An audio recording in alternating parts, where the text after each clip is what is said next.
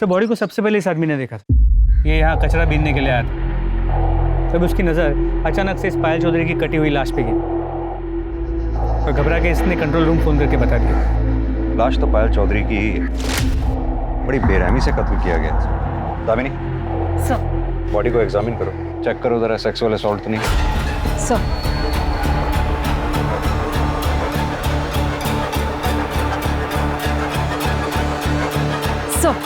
Sir body के दोनों हिस्सों पर रेप या सेक्सुअल असॉल्ट जैसा कोई निशान नहीं। सर के पीछे जो घाव है उससे ये लग रहा है कि पत्थर या किसी भारी चीज से वार किया गया।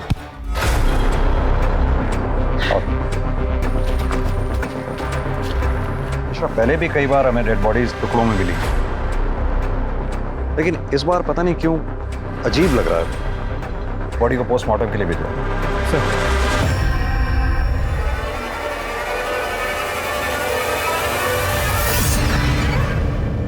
नमस्कार, आदाब। क्राइम पेट्रोल सतर्क के आज के एपिसोड में मैं अनूप सोनी आप सबका स्वागत करता हूं। पुलिस को एक महिला की 2 भागों में लाश मिली थी, लेकिन अक्सर ऐसे केसेस में जो देखने को नहीं मिलता वो ये कि मरने वाले की पहचान सही सलामत हो। लेकिन तमाम सबूत मिटाने के बाद, जैसे कि विक्टिम का सामान, उसका मोबाइल फोन, मर्डर वेपन, कुछ भी क्राइम सीन पर नहीं मिला। लेकिन विक्टिम की पहचान छोड़ दी गई थी। ये कातिल की भूल थी या फिर कोई चाल। जिसका कत्ल हुआ वो एक मशहूर डांसर पायल चौधरी थी, जो कि दिल्ली, यूपी और बिहार में प्राइवेट पार्टीज में, इवेंट्स में और शादी ब्याह में परफॉर्म किया करती थी। आखिर पायल को इतनी बेरहमी और इतनी दरिंदगी से किसने और क्यों मारा? इस सच को जानने की कोशिश में ये केस ऐसा घूमा कि पुलिस के लिए इसे सॉल्व करना एक बहुत बड़ा चैलेंज बन चुका था। पर सबसे पहला और अहम सवाल ये था कि एक डांसर के अलावा पायल चौधरी कौन थी और उसकी कहानी क्या थी।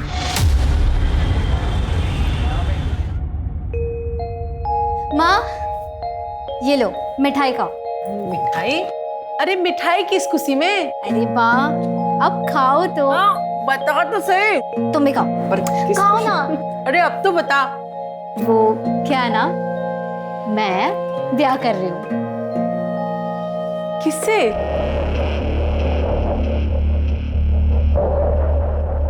राजन शर्मा नाम है उसका। आप नहीं मिली हो माँ उससे? कुछ महीनों पहले मैं डांस इवेंट में मिली थी उससे। छोरी बुरा ना माने तो एक बात कहूँ, भले घर का लड़का थारे जैसी नाचने गाने वाली के साथ ब्याह क्यों करेगा? और यो बता, तू ब्याह करके जो घर छोड़ के चली जाएगी, हाँ? तो यूं घर कौन संभालेगा? आप लोग ना जानते हो उसे। पायल का सारा काम मैं संभालती हूँ। मैं मिल चुकी हूँ उससे, अच्छा आदमी है। और नाचने वाली की गाली किसे दे रहे हो? थारी अय्याशी चलती रहे इसलिए पायल को गैर मर्दों के सामने नाचने पड़े हैं। थोड़ी शर्म करो, शर्म। क्यों काम चोरी छोड़ो और कोई काम करो। छोरी, होश की दवा कर, बड़ी थानेदार नहीं हो रही है। और यो बताओ, तुम दोनों जो ब्याह का फैसला कर लिया तुमने, छोरे के घर वाले से बात की, ब्याह की, राजी हैं वो लोग?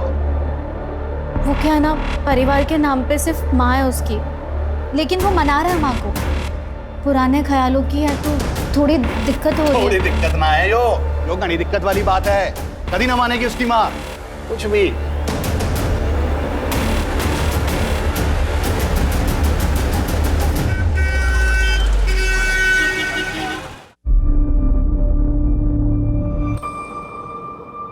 क्या हुआ? माँ, राजन की माँ ने हमारी शादी से मना कर दिया। उन्होंने राजन को बोला कि अगर तुम्हें शादी करनी है तो करो, लेकिन हमारी शादी में उनकी तरफ से कोई नहीं आएगा। अब मुझे नहीं लगता कि वो मुझे कभी भी बहू बनाएगी। माँ, मुझे नहीं समझ में आ रहा, मैं क्या करूँ? तो राजन पे भरोसा करे? हाँ। तो फिर कर ले ब्याह। और रही माँ की बात, तो देर सवेर वो मान ही जाएगी। हमारी छोरी से ज्यादा दिन कोई नाराज रह ना सके। मेरी छोरी है इतनी अच्छी। और जो ना माने है ना, तुमन ने बुला लियो। मारूंगी उस बुड्ढी को 2 मुक्के और वो खुद ही लाइन पे आ जाएगी।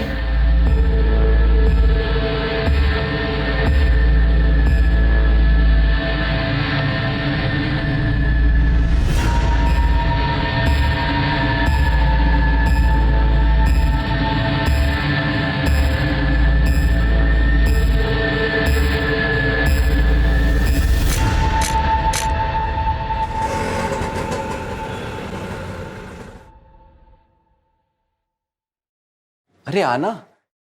ले आया नचनिया को। खानदान की पूरी इज्जत मिट्टी में मिला दी तूने। आज अगर तेरे बापू होते ना तो पहले इससे गोली मारते, फिर तुझे भी मार देते। अंदर तो आंदे, दरवाजे पे ही शुरू हो गई। हाँ, यहाँ तक तो आई है, अंदर भी आई जाएगी वो। पर आता जाता हमारी खिल्ली उड़ाएगा। देख छोरा, बाजार की हर एक चीज ना घर नहीं लाई जाती। हे राम जी, इस बुढ़ापे में काका दिखना पड़ेगा पता नहीं है। चलो।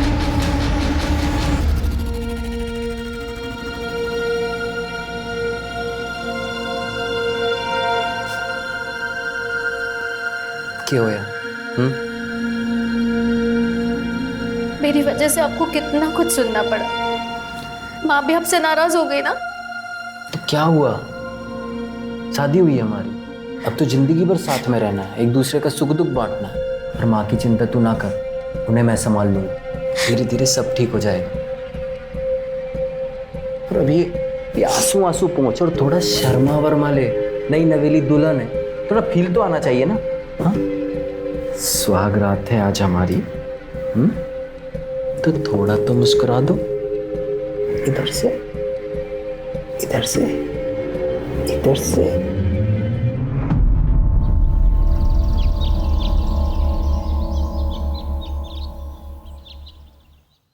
ये लीजिए आपका वॉलेट। पायल, आज मंदिर में कीर्तन है, मोहल्ले की सारी औरतें आएंगी, माँ भी जाएंगी।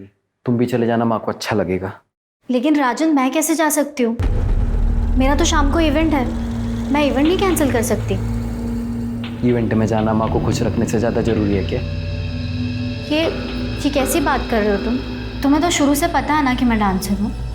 तुम खुद मेरे डांस के फैन थे। सोचो, अगर तुम्हारा डांस का प्रोग्राम होता और मैं कैंसिल करती तो तुम्हें कैसा लगता? पता था तुम डांसर। तब की बात और थी, तब हमारी शादी ना हुई थी। शादी और मेरे काम का क्या लेना देना है? मेरा काम है राजन। ठीक है, जो करना है कर। लेकिन मेरी बात तो सुनो।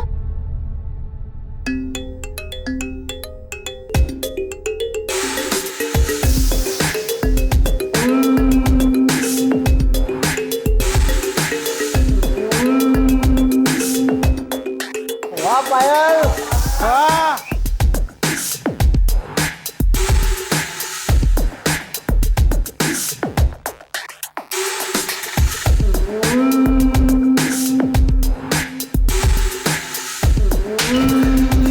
चल निकल यहाँ से। तो ठीक है ना? हाँ दीदी।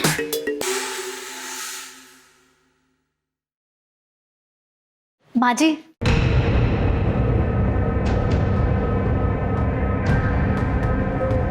मैं ना आपके लिए मन से तोहफा लाई हूँ, आपको बहुत अच्छा लगेगा। मनने नहीं चाहिए, जो लेता होगा ना उसे जाकर दे। आप देखिए, आपको बहुत अच्छा लगेगा, सच में। एक बार देखिए। मैंने कहा ना मुझे नहीं चाहिए। तारी हराम की कमाई मनने नहीं चाहिए।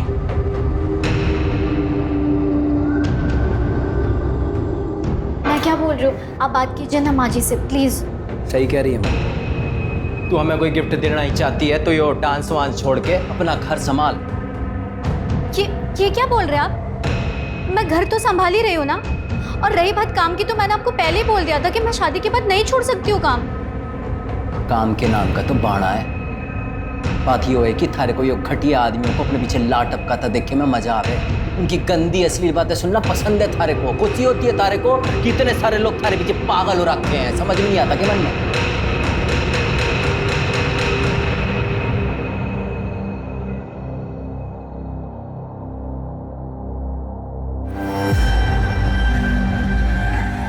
अच्छा हुआ जो ये अपने से गई। अब तू देख, मैं तेरे लिए कैसे खानदानी और सुशील बहू लाती हूँ। पूरी बिरादरी देखती रह जाएगी।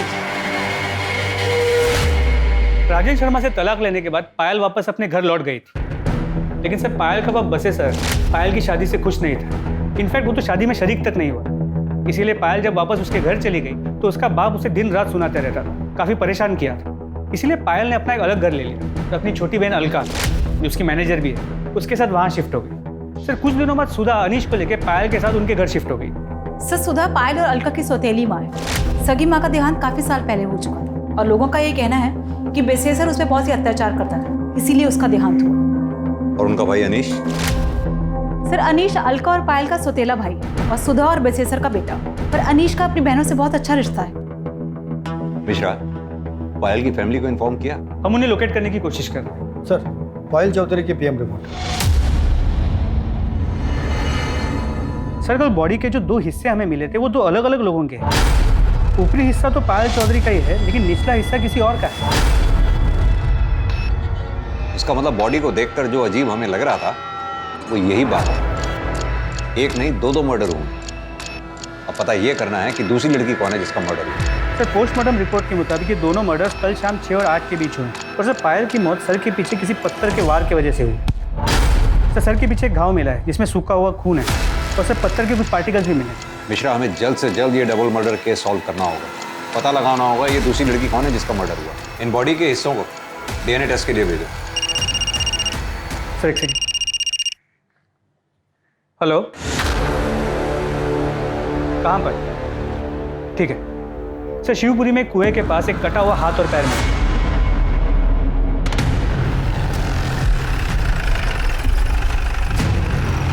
सर यहाँ सिर्फ ये हाथ और एक पैर मिला है, बाकी बॉडी पार्ट्स के लिए हम लोग आसपास चेक कर रहे हैं। हाथ पैर देख के तो यही लग रहा है ये किसी औरत के। इन्हें पोस्टमार्टम के लिए भिजवाओ। आसपास अच्छी तरह से सर्च करो, शायद फेंकने वाले का कुछ सुराग हो। सर जमीन, तुम इस पार्ट को चेक करो। हेलो, ठीक है, मुझे एड्रेस मैसेज कर दो। सर पायल चौधरी का एड्रेस मिल गया।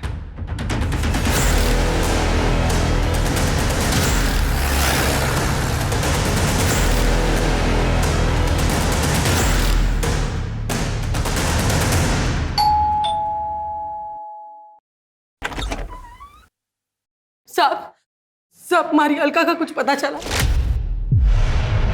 बताया कहाँ थी वो 2 दिन से?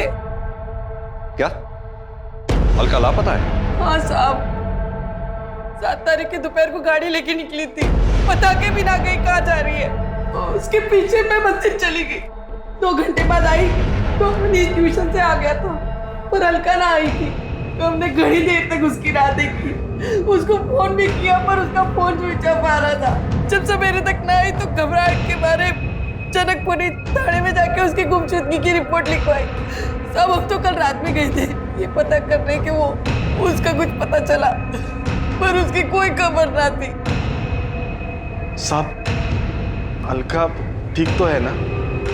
आप कौन? मारो भाई से, बच्चों का मामा। देखिए, हमें एक औरत की लाश मिली, एक्चुअली बहुत काकी। नहीं, ये ना हो सके। वो अलका नहीं माँ, दीदी ना हो सके।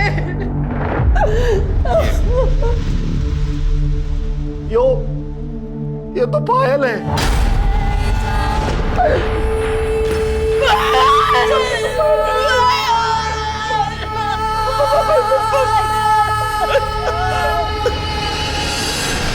पायल की लाश यहाँ सहारनपुर में मिली। साहब ऐसा कैसे हो सकता है? वो तो मुजफ्फरनगर गई है।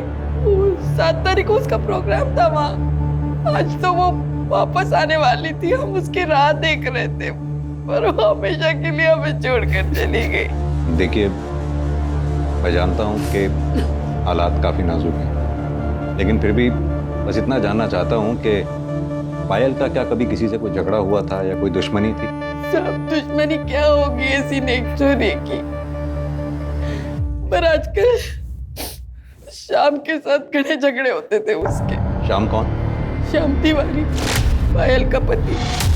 दोनों ने मंदिर में ब्याह किया था। श्याम ने पायल से पैसों के लिए ब्याह किया था। पायल को बेवकूफ बनाकर उससे पैसे लेकर कैश में एक दुकान खरीदी थी। पायल उससे इतना प्यार करती थी, पर बाद में पता चला कि श्याम पहले से ही शादीशुदा है। रुड़की में उसके बीवी बच्चे रहते हैं। बाद में उसने रजिस्ट्रार ऑफिस में जाकर पता किया तो पता चला कि उसने दुकान तो खरीदी थी पर अपने नाम पे। इस बात पे उन दोनों में घड़ा झगड़ा हुआ। अलका को भी ये बात पता है। उसने भी तिवारी को खूब खरी खोटी सुनाई थी। पायल को मालूम था कि अलका गायब है? नहीं साहब, हमने फोन किया था पर उसका फोन बंद आ रहा था और अलका की टेंशन में फिर हम उसे फोन करना ही भूल गए। आपके पति आपकी बच्चियों से बहुत नफरत करते हैं। क्या आपको लगता है कि वो ये काम? साहब, वो वैसे ही बड़ा गिरा हुआ इंसान है। कुछ कह नहीं सकती कि वो इतना भी गिर सकता है। अनीश, तुम कुछ कहना चाहोगे जिससे हमारी मदद हो सके? मैं तो बस इतना ही कहना चाहूंगा कि पायल और अलका दी सिर्फ मेरी बहन ही नहीं, भाई बाप सब थी। ठीक है, अभी हम चलते हैं। अलका के बारे में जैसी कोई खबर मिलेगी आप लोगों को इन्फॉर्म कर दें। मिश्रा, ये जनकपुरी पुलिस स्टेशन से अलका के केस की फाइल मंगवाओ। अब ये केस हम ही देखेंगे। पता करो 7 मार्च को पायल सहारनपुर में क्या कर रही थी। वो मुजफ्फरनगर गई भी थी या नहीं? अलका की गाड़ी ढूंढवाओ। अलका और पायल दोनों के कॉल रिकॉर्ड्स और मोबाइल लोकेशन डिटेल्स निकलवाओ। और हाँ, श्याम तिवारी, इसको थाने बुलाओ पूछताछ के लिए।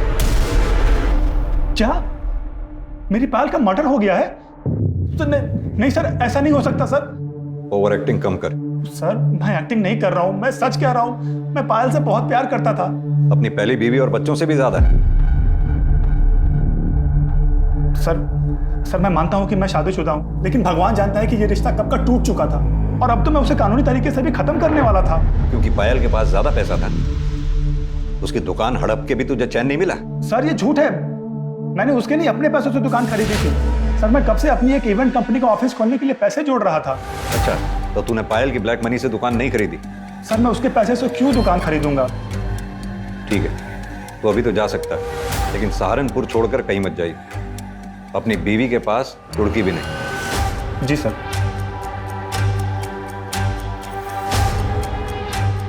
मिश्रा, पता करो ये श्याम तिवारी ने जो कहानी सुनाई है इसमें कितनी सच्चाई है। इसके call record, mobile location details सब निकलवाओ।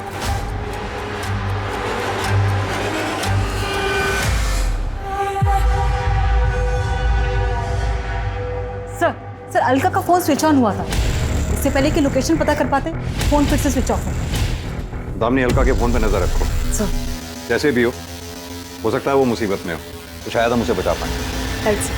सर, मुझे नहीं लगता हम अलका को बचा पाएंगे। क्यों? सर, बॉडी के जो 2 हिस्से मिले थे, ये उनकी डीएनए रिपोर्ट। इसका मतलब तो निचले पार्ट का डीएनए 50% पायल की बॉडी से मैच करता है। तो यानी वो बॉडी अलका की है? सर, रिपोर्ट से तो यही लगा।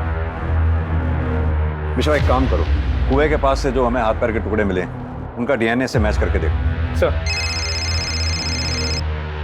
हेलो, कहाँ? ठीक है सर, रेलवे ट्रैक के पास एक औरत का सर कटा हुआ मिला। वो उसकी पिक्चर अभी भेज रहा है। आ गई सर। ये तो अलका चौधरी है। मिश्रा, इस सर का डीएनए जंगल से मिले बॉडी के टुकड़ों से मैच करके देखो। जिसने भी ये काम किया बहुत ही शातिर खिलाड़ी है, बड़ी बेरहमी से मारा है।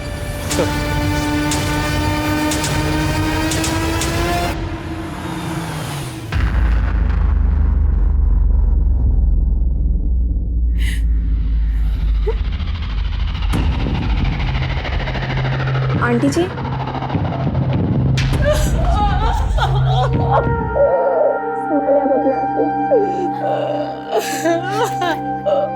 आंटी जी, मुझे तो अभी भी यकीन नहीं हो रहा है कि पायल दीदी और अलका दीदी के साथ इतना सब कुछ हो गया। कितनी बुरी मौत मारा उन दोनों को। आंटी जी, अपनी संभालना अपने आप, सही हो जाएगा। दीदी, कसम खाता हूँ तुम दोनों की कि ये जिसने भी तुम्हारे साथ किया है ना, छोड़ोगे नहीं उसे। अनीश, जो होना था वो हो गया। हट, अकेला छोड़ दे मुझे। जिनकी माँ बड़ी फिरे थी तू, वो दोनों निकल ली। अब क्या इरादा है? क्या करेगी? क्या करेगी आप? जी, क्या छोड़ बनना है? बड़ी बड़ी माँ बने घूमे थी दोनों की, भगवान ने सजा दे दी थारी दोनों छोरियों को। बाप ने अकेला छोड़ के आई थी मरने के लिए। और एक बात बोलूं, और तू कमी नहीं थोड़ी है। सीढ़ी ना है सजा जी, कम से कम माहौल का तो ध्यान रखिए। क्या माहौल का ध्यान रखूं मैं? रे बेटा, जैसी करनी वैसी भरनी। यो संस्कार है बेटे के, यो सिखाया है, यो सभ्यता दी है। सारी सभ्यता अरे तू बाप ना है, बाप के नाम पे शराब है शराब। अरे थारे बचपन में पूरा परिवार बर्बाद हो गया। यो तू ध्यान रख, कीड़े पड़ेंगे कीड़े, सड़ के मरेगी। पानी देने वाला नसीब नहीं होगा। निकलो तुम लोग। सर, पायल के मर्डर केस में कुछ अपडेट्स मिली हैं। 7 मार्च को मुजफ्फरनगर शहर में माहौल खराब होने के कारण धारा 144 लगाई गई, इसलिए पायल का इवेंट कैंसिल हो गया और इवेंट ऑर्गेनाइजर्स ने पायल को एक प्राइवेट कैब से अपने घर सहारनपुर भेज दिया। उस कैब ड्राइवर से बात हुई? जी सर, उससे बात हुई। उसने कहा कि वो पायल को घर तक ड्रॉप तो करने वाला था, मगर सहारनपुर एंटर करने से पहले ही उसकी कैब खराब हो गई। क्या हुआ भैया? मैडम शायद गाड़ी खराब हो गई। एक काम कीजिए, आप मुझे यहीं छोड़ दीजिए, मैं बस या ऑटो से चले जाऊंगी। ये लीजिए। वो लोग ना पहचाने, इसलिए उसने अपने चेहरे को दुपट्टे से ढका, आंखों पे चश्मा लगा के वो वहाँ से चली गई। और हाँ सर, कैब ड्राइवर ने ये भी कहा कि उसका फ़ोन स्विच ऑफ था क्योंकि चार्ज करना भूल गई। कैब ड्राइवर को ये कैसे मालूम कि पायल के फ़ोन की बैटरी डाउन थी? क्योंकि सर पायल ने ड्राइवर को पूछा था कि उसके पास फ़ोन का चार्जर है। उस जगह के आसपास कोई सीसीटीवी है क्या? तो जहाँ गाड़ी खराब हुई वहाँ कोई सीसीटीवी कैमरा नहीं है, और वहाँ से कुछ ही दूरी पे एक छोटे से गांव का बस स्टॉप, वहाँ भी कोई सीसीटीवी कैमरा नहीं, ना ही कोई दुकान। उसने वहाँ से बस लिया नहीं, ये पता नहीं चल पाया। सर कल से ये फोटो बहुत वायरल हो रही है। किसकी फोटो है? सर फिलहाल तो पता नहीं, पर जल्दी पता चल जाएगा। सर पायल और अलका का फ़ोन डिटेल्स भी आ गई। मोबाइल लोकेशन के अकॉर्डिंगली 7 मार्च शाम को 6 बजे अलका का जो लोकेशन है वो सर घर से कुछ किलोमीटर दूर का दिखा रहा है, जहाँ पे दोनों की डेड बॉडीज मिली। सर अलका के फ़ोन की लास्ट लोकेशन क्राइम स्पॉट के पास दिखा रहा है, जबकि पायल का फ़ोन शाम को 4 बजे सहारनपुर के बॉर्डर के पास स्विच ऑफ हो गया। इसका मतलब कैब ड्राइवर सच कह रहा था, अलका का फ़ोन स्विच ऑन हुआ? नहीं सर। यानी कि अब तक हमें ये पता है कि पायल 7 मार्च को सहारनपुर बॉर्डर के पास तक पहुंची। उसके बाद वो आगे कहाँ गई, उसके साथ क्या हुआ, ये हमें पता करना है। साथ में ये भी पता करना है कि जो फोटो में आदमी दिख रहा है ये कौन? हो सकता है पायल की माँ सुधा इस आदमी को जानती है। Right sir.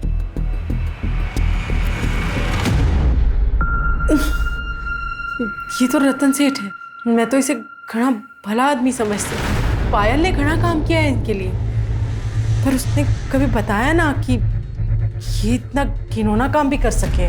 कहाँ मिलेगा ये रतन सेठ? मिलना तो अपने गुलमोहर सर्कल वाले ऑफिस में चाहिए, बैठते वहीं हैं।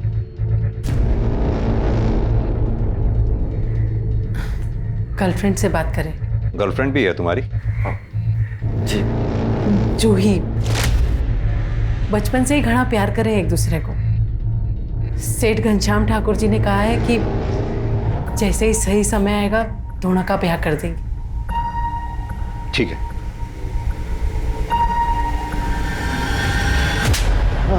साहब मैं सच बोल रहा हूँ साहब। अरे जबरदस्ती तो क्या, मैंने पायल को हाथ तक नहीं लगाया साहब। अच्छा, ये फोटो क्या शौक के लिए खिंचवाए थे? साहब ये फोटो की तो मैं क्या बात करूं, इसने तो मेरी जिंदगी बर्बाद कर दी है। मतलब? मैंने पायल के साथ में बहुत काम किया है, उसके साथ सोने के सपने देखता था, लेकिन सब होश में कभी मुझे उसके पास जाने की हिम्मत ही नहीं हुई।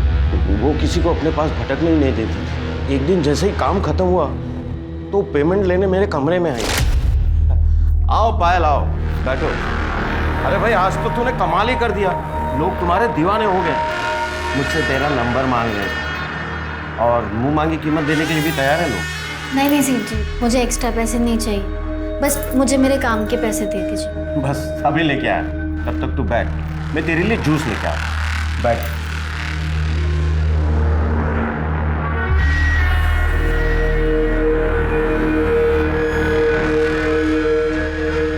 ये लो जूस पियो, अकाउंटेंट तुम्हारे पैसे लेकर आते ही है।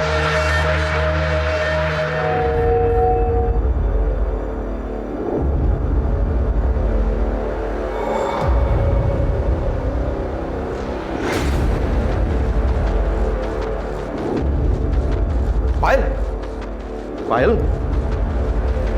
पायल,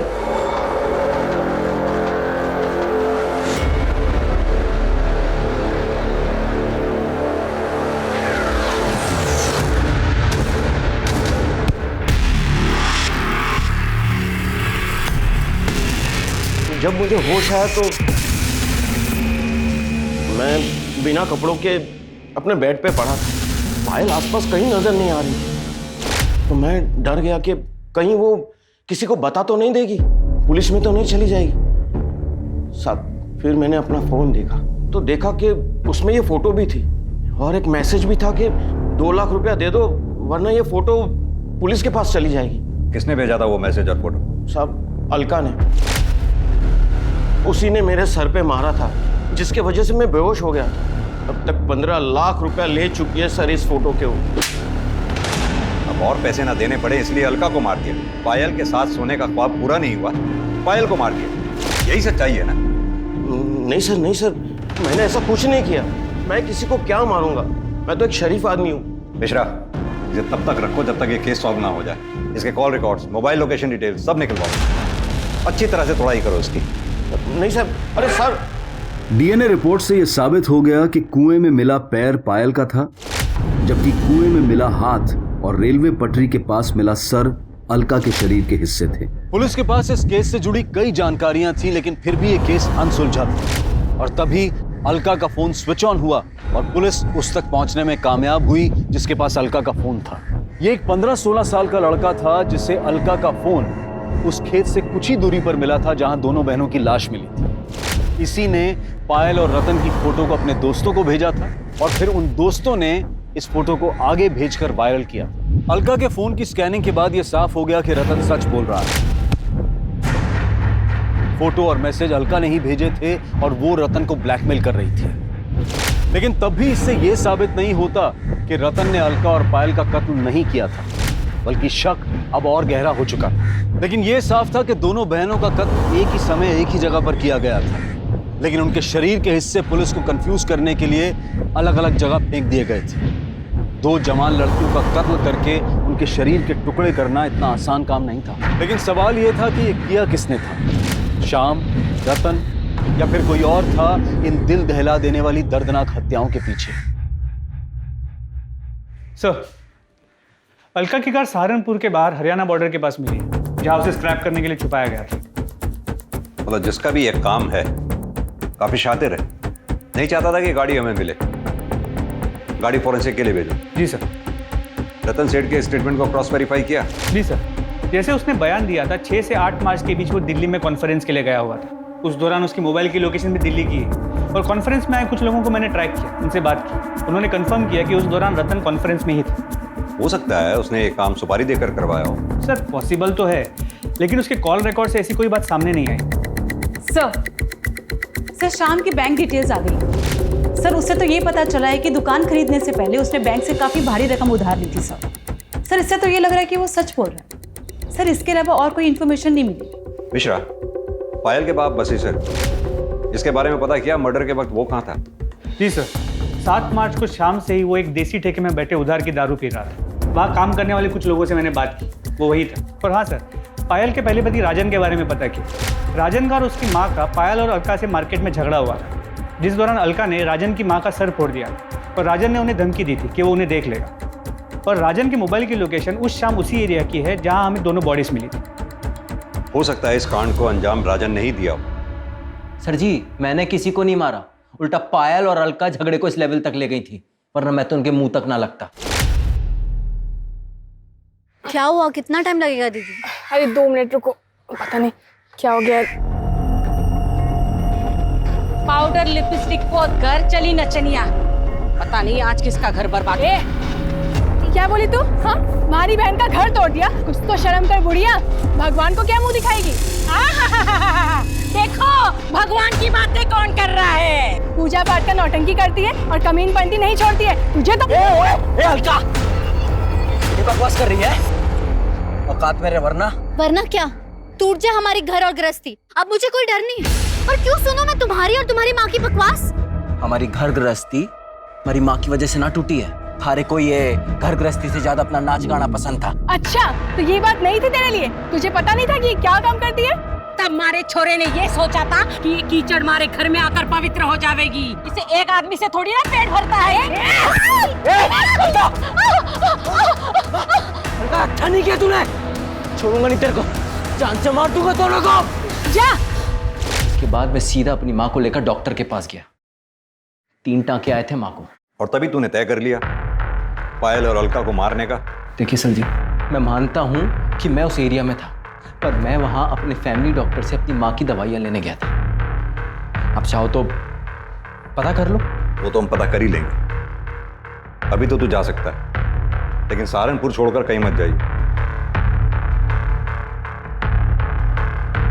सर, फोरेंसिक टीम ने बताया कि गाड़ी में कोई फिंगरप्रिंट्स नहीं मिले और जो भी खून के ट्रेसेस मिले वो दोनों बहन अलका और पायल के ही। यानी कि पायल और अलका का मर्डर हो सकता है कि गाड़ी में ही हुआ हो सकता है फिंगरप्रिंट्स जानबूझ के मिटाए गए। किसका काम हो सकता है? सर, ये शाम के phone record. Sir, call records के मुताबिक मर्डर के 2 दिन पहले इस शाम ने एक सुपारी के साथ गफूर को कांटेक्ट किया।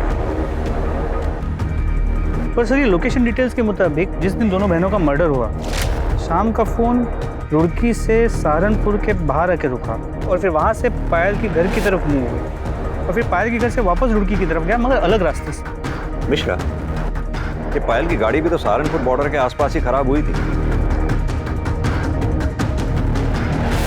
जी sir. Sir sir sir sir मत मारो सर सर सर सर बता रहा sir sir sir sir sir sir sir plan तो ये था कि जब 9 मार्च को पायल मुजफ्फरनगर से सहारनपुर आएगी ना, तभी उसका काम तमाम कर दूंगा और उसी दिन अलका को भी मार दूंगा। लेकिन सर अचानक से पता चला कि पायल का इवेंट ही कैंसिल हो गया। मैंने बहुत देर तक हाईवे पे उसका इंतजार किया, फिर देखा कि अचानक से उसकी गाड़ी खराब हो गई और वो पैदल जाने लगी।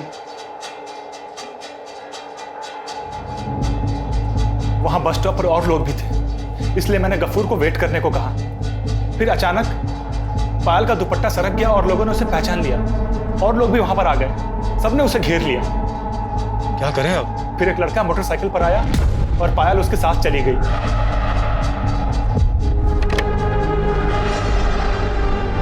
वो लड़का कौन था जिसके साथ वो बाइक पे गई थी? सर, वो हेलमेट पहन रखा था, उसकी शक्ल नहीं देख पाया मैं। बाइक का नंबर, बाइक का मॉडल, कलर कुछ तो नोटिस किया होगा?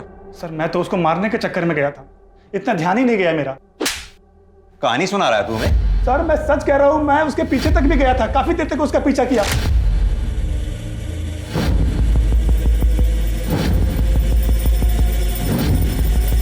गफूर, छोड़ इसको, बाद में देखते हैं। निकल नहीं क्या? तूने उनका पीछा किया, सुनसान जगह देखकर दोनों को गाड़ी से उतारा, उनको मारा और फिर लाश को ठिकाने लगा दिया। नहीं नहीं सर, ये झूठ है। ये झूठ है? चल अब ये बता, दुकान किसके पैसे की खरीदी थी? बोल। हाँ सर, ये सच है कि वो दुकान पायल के पैसे से थी। सर, मैं क्या करता, फ्री की दुकान थी, 15,000 किराया आ रहा था, तो मैंने सोचा कि पायल का ही काम तमाम कर देता हूँ। लेकिन सर, हम ऐसा कर नहीं पाए। मिश्रा, पता करो ये शाम की बात में कितनी सच्चाई है। और हाँ, जब तक हम कातिल तक नहीं पहुंच जाते, इसे यहीं बिठा के रखो और इसके साथ ही गफूर को उठा ला। सर, अगर ये शाम निर्दोष है तो फिर ये डबल मर्डर्स किसने किया? मिश्रा, सवाल ये उठता है कि टारगेट पे पायल थी या अलका, या फिर दोनों बहनें, क्योंकि अलका का दिमाग गर्म था, उसके कई दुश्मन हो सकते हैं। और अगर ये शाम सच कह रहा है कि पायल घर पहुंची और अलका से मिली, तो ये कैसे मुमकिन हो सकता है कि घर वालों को पता ही ना चला? कहीं ऐसा तो नहीं पायल अलका से घर के बाहर मिली, बाहर से ही दोनों कहीं चले गए और फिर मार दिए गए, या फिर इस कांड में घर का ही कोई आदमी शामिल?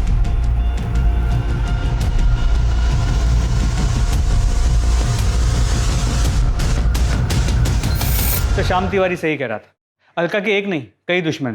पायल जहां भी परफॉर्म करती थी लोग उसे छेड़ते थे और अलका उनका मुंह तोड़ जवाब देती। वो ये नहीं देखती थी कि वो कौन है, कोई नेता है, नेता का भाई है या पैसे वाला आदमी, वो किसी से भी नहीं डरती थी। यानी कि एक कामचोर बाप ने अपनी अय्याशी के लिए अपनी दोनों बच्चियों का जीवन ही बर्बाद कर दिया। पता करो ये पायल के चाहने वालों की लिस्ट में क्या कोई ऐसा है जो इतने सालों तक अपनी खुंदक पाल के बैठा हो? सर। दामिनी, सर, राजन की स्टेटमेंट को क्रॉस वेरीफाई किया? Yes sir. सर, वो सच बोल। सर, उस दिन वो डॉक्टर के यहाँ दवाई लेने के लिए गया था। क्लिनिक की सीसीटीवी फुटेज में ये दिख रहा है कि शाम को 6 बजे से लेकर 7 बजे तक वो क्लिनिक में ही था और उसके बाद उसके मोबाइल लोकेशन घर की तरफ मूव कर। सर, एक सेकंड। हेलो, कहाँ पर? ठीक है सर। खंडर के पास एक औरत का कटा हुआ हाथ और पैर में जो काफी बुरी हालत है।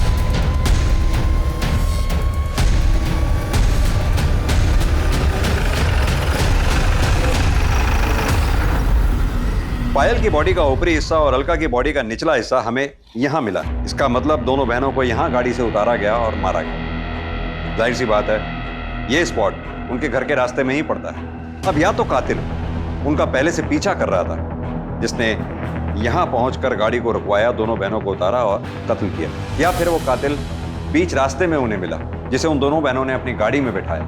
अब अगर गाड़ी में बिठाया है तो या तो कातिल उनका जानने वाला होगा, दोस्त होगा, या फिर परिवार का कोई सदस्य होगा, जिसने यहां पहुंचकर उन दोनों को गाड़ी से उतारा और कत्ल किया।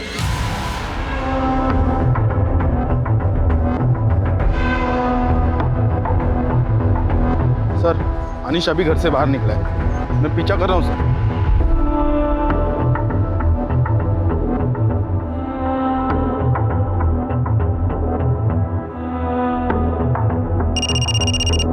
हाँ पांडे, वो जवाहर नगर के दूसरी नंबर गली के आखिरी मकान में घुसा है सर, उस तरफ।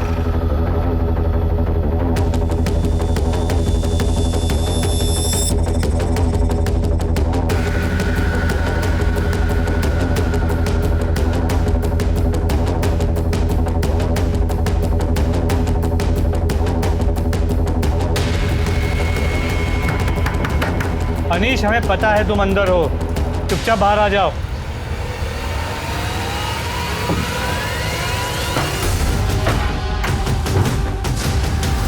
अंदर चेक करो।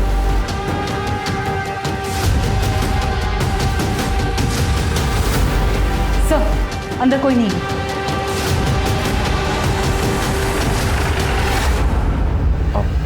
जवाहर नगर में गया था, पर हुआ क्या?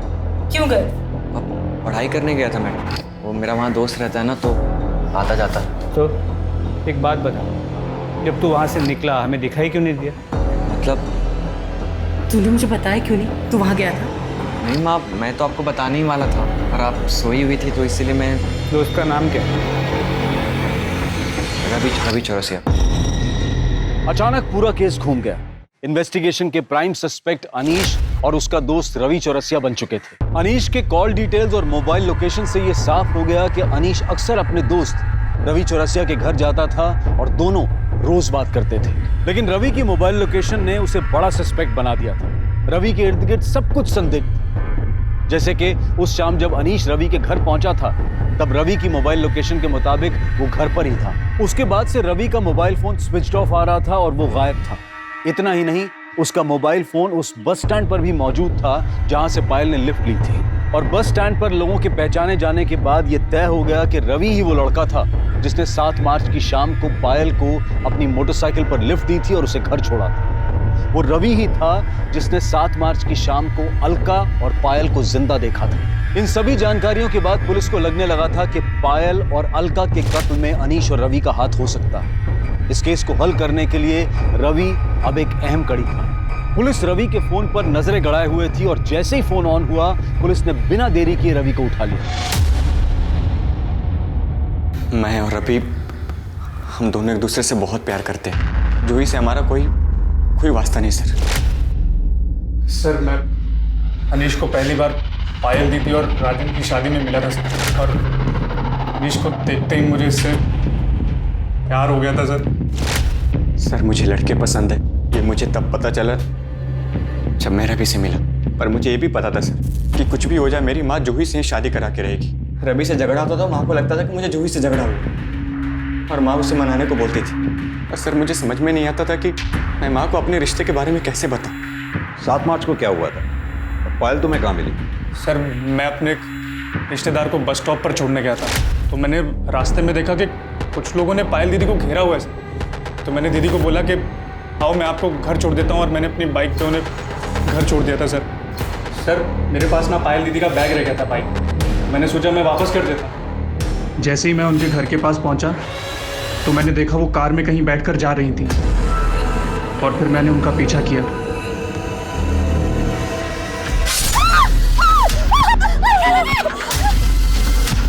ये देखकर मैं बहुत डर गया था सर।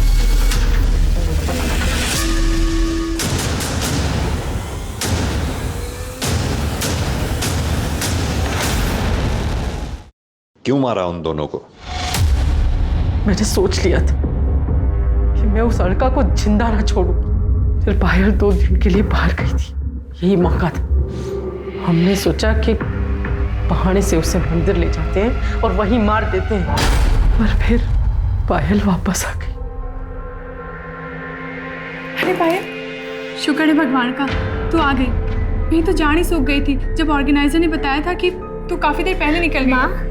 अरे पायल, तू तो 9 तारीख को आने वाली थी, फिर?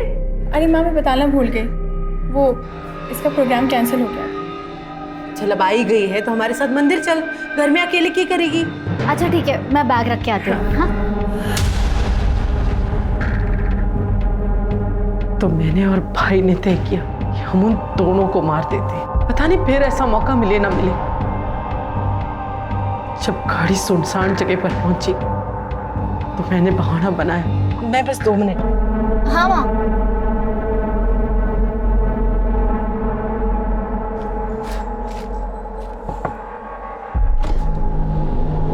अरे मामा जी आप।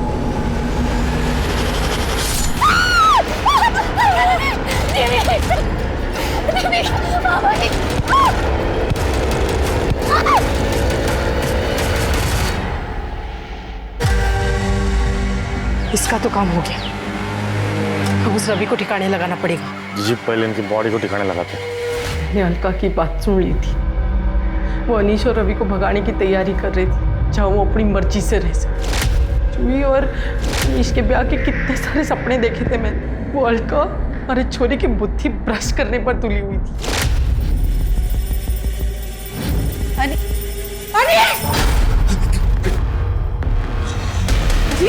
यो क्या कर रहा है? हाँ? इतनी सुथरी गर्लफ्रेंड है थारी, फिर यो? माँ हमारी गर्लफ्रेंड ना है। आंटी आप तू तो रेडी थे सुनने सुनाने की बातें। निकल निकल। माँ, इतना हल्ला क्यों मचा रही है? गलत क्या है इसमें? अनीश अगर इसमें खुश है तो इसे खुश रहने दे। तू इसकी तरफदारी कर रही है? अच्छा, अब समझी। थारे को ये सब पहले से मालूम था। यो थारा दोस्त। अरे तूने इतना भी ना सोचा कि अपने दोस्त के खातिर अपने भाई की जिंदगी खराब कर रही है? माँ, इतना नाटक करने की ना जरूरत ना है। सब समझ रही हूँ मैं। अनीश की बात माननी पड़ी और जूही और अनीश की अगर शादी नहीं हुई तो थारा लखपति बनने का सपना टूट जाएगा। मारे जीते जी ये ना हो सके है कि हमारा चोरा किसी चोरे से ब्याह करे। माँ, हम उनकी लाशों को घसीटकर जंगल में ले गए। भाई ने उनके शरीर के टुकड़े टुकड़े कर दिए। पायल का फोन कहाँ है? वो मैंने लाश के टुकड़ों के साथ जंगल में फेंक दिया। अलका वही फोन ढूंढा पर नहीं मिला। फिर बहुत अंधेरा हो रहा था तो ढूंढना छोड़ दिया और निकल गया वहां से। मारना तो हम सिर्फ अलका को चाहते थे। पायल तो सीधी थी, उसे तो हम बाद में भी देख लेते। लेकिन कहते हैं ना, जिसकी मौत जहां लिखी होती वो वहां अपने आप पहुंच जाता है। ऐसा कहा जाता है कि जब कोई किसी के साथ अच्छा करता है तो उसका फल भी अच्छा ही मिलता है। लेकिन इस केस में उल्टा हुआ।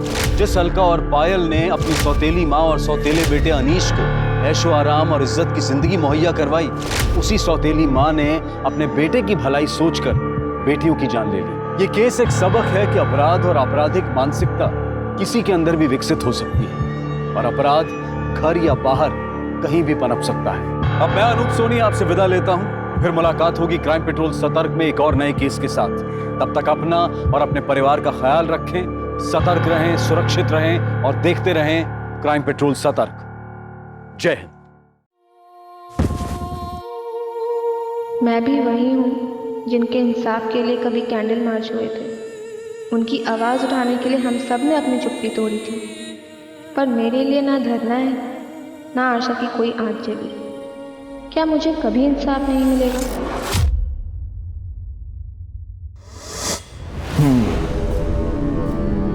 तो तुम्हारा रेप हुआ, किसने किया? सर वो कुछ याद नहीं आ रहा कौन था, पर उसने मेरे साथ। मतलब तुम कह रही हो कि तुम्हारा रेप हुआ और तुम्हें नहीं मालूम किसने की?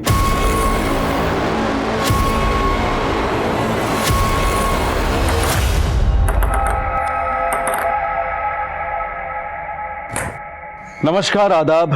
क्राइम पेट्रोल सतर्क के आज के एपिसोड में मैं अनूप सोनी आप सबका स्वागत करता हूं। यह घटना एक लड़की की जिंदगी की बहुत ही भयानक और विचित्र रात से जुड़ी थी। उस रात का एक एक पल यातनाओं से भरा था, लेकिन उस लड़की को अपने अपराधी का परिचय नहीं मालूम था। आखिर आराध्या कब, कैसे और क्यों इस जटिल परिस्थिति में पहुंची?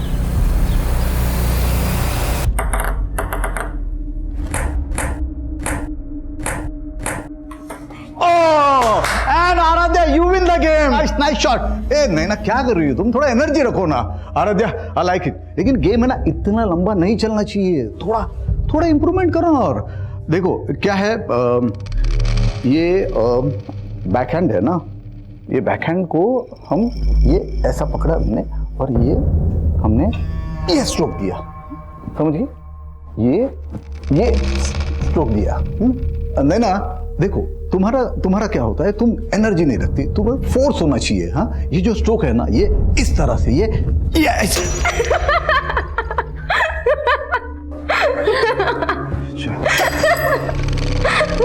ओके, ठीक। आज प्रैक्टिस यही खत्म करते हैं, कल फिर मिलते प्रैक्टिस पे।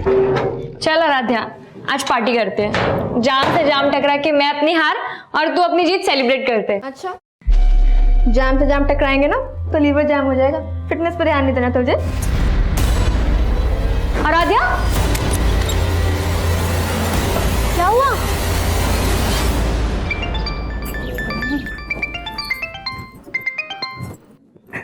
हाँ जी, बोलो। 5 बज रहे हैं और आराध्या अभी तक घर नहीं आई। अच्छा, तो आपके बेटे ने आराध्या की आपको सारी खबर दे दी? हाँ, तो भाई है तो फिक्र तो होगी ना उसको। और तुमने माँ की क्या किया? उल्टा उसको क्लब का मेंबर बनवा दिया और तब से पैर नहीं टिकते उसके घर पे। अरे भगवान ने इतनी टैलेंटेड बच्ची दी है तो ऊपर वाले का शुक्रिया अदा करो। और ये रोक टोकना अच्छी बात नहीं है। तो अब कहाँ पे झंडे गाड़ रही है? देखो, लीवर की फिक्र होना तो ठीक है, लेकिन दिल का भी ख्याल रखना चाहिए। मौसम देखो यार कितना अच्छा है। ये लो। बस तल्ली नहीं होना मुझे, घर भी तो जाना है। ओ हेलो, हमें कौन सा शमशान जाना है? बारिश है, बियर है, तुझे और क्या चाहिए? चल अब आइए ना, तो अच्छे से एंजॉय करके जा। एंजॉय तो तब करूंगी ना जब कंट्रोल में रहूंगी। कंट्रोल? अरे मैं हूँ ना, मैं करता हूँ तुझे कंट्रोल। आजा। नहीं पीना यार, प्लीज। आजा। सुपर हीरो तो होगा नहीं जो ये छत से कूदने के जीन्स आ गए तेरे अंदर है। चिल कर यार, मैं तो बस ये कह रहा था कि ये रिस्की खेल बंद कर एंड हैव सम फन। चल देख। ओ हेलो, तू बड़ा ब्लश कर रही है। जानती है क्या उसे? जानती तो नहीं, पर लड़का जानने लायक है। अपने बॉयफ्रेंड के सामने फ्लर्ट कर रही है। आज तू पीने के लिए ब्लैकमेल कर रहा था, कल को जीने के लिए ब्लैकमेल किया तो तेरे साथ रिस्क बहुत है, समझा? कोई रिस्क नहीं है पापा। आप तो ऐसे डर रहे हैं जैसे दूसरी लड़कियां जॉब ही नहीं करती। होटल में वेटर का काम करके बड़ा नाम रोशन कर रही मेरा, और रोज रात को 12-12 बजे तक घर आती है। देख मंजू, ये सब नहीं चलेगा। पापा, आप खुद तो मेरी पढ़ाई का खर्चा उठा नहीं पाते, अब क्या मैं खुद की पढ़ाई के लिए पार्ट टाइम जॉब भी नहीं कर सकती? बोल तो ऐसे रही है जैसे तुझे अनपढ़ छोड़ रखा है मैंने। बीए करवा दिया ना, अब इसके आगे ना तो पढ़ाई करेगी ना जॉब करेगी, समझी?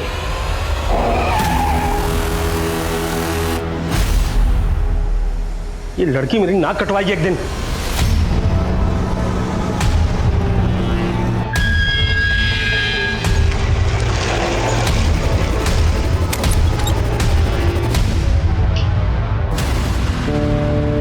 हेलो पापा, आराध्या घर पे ही है। जैसे कल रात को आपने उसकी क्लास ली थी ना, बस वैसा ही करो उसके साथ, लाइन पे आ जाएगी। अब वो चाहे कुछ भी कर ले, मुझे उस सनकी से बात ही नहीं करनी है। बाय द वे, ये कहीं उस करण का जादू तो नहीं जो तूने अभिनव से तुरंत ब्रेकअप कर लिया? हाँ, खींच मत यार, मुझे बस अपने गेम पे फोकस करना है। ओह चैंपियन। अच्छा सुन, आज पार्टी में तो आ रही है ना? नहीं यार, घर में पापा ने डिटेन कर रखा है और भाई मेरे पे पहरा दे रहा है, कैसे आऊंगी?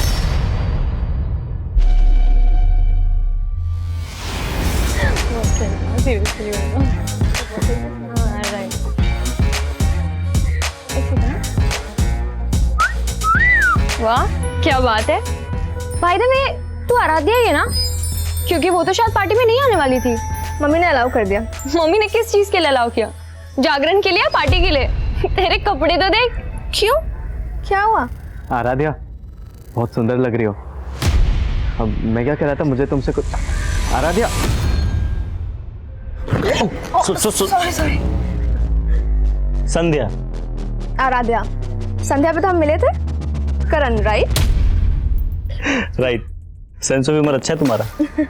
वैसे क्या हुआ आज, चोर पुलिस खेल रहे हो क्या बॉयफ्रेंड गर्लफ्रेंड? अभिनव मेरा बॉयफ्रेंड नहीं है, he is just a friend. Okay.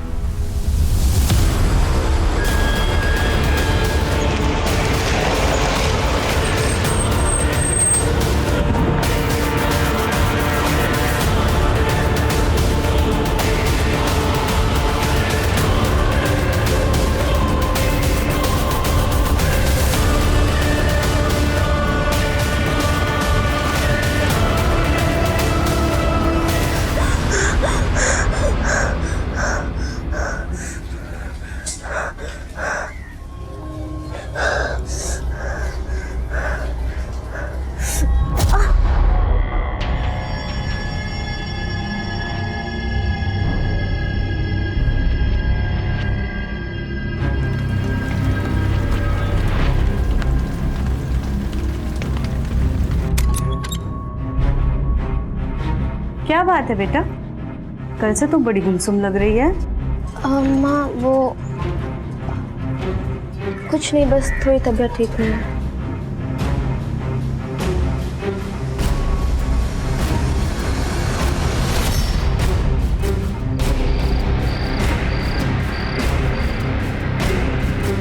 ज्यादातर रेप विक्टिम्स अपनी तकलीफ अपनों से भी नहीं बता पाते, पर ऐसे मामलों में विक्टिम की मेडिकल रिपोर्ट एक इंपॉर्टेंट एविडेंस होती है और एफआईआर में की गई देरी इस एविडेंस को मिटा सकती है।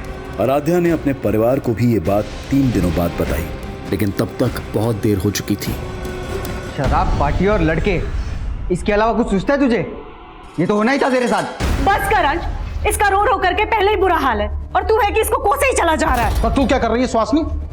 अभी भी अंश को रोक रही है तू। बड़ा बोल रही थी ना, बड़ी टैलेंटेड लड़की पैदा की है। अरे हमारी इज्जत खराब करने के लिए पैदा हुई है ये। अब कुछ बोलेगी? कौन था वो, क्या नाम था उसका? कुछ बोलेगी? पापा नाम क्या? इसको तो उसकी शक्ल तक याद नहीं है।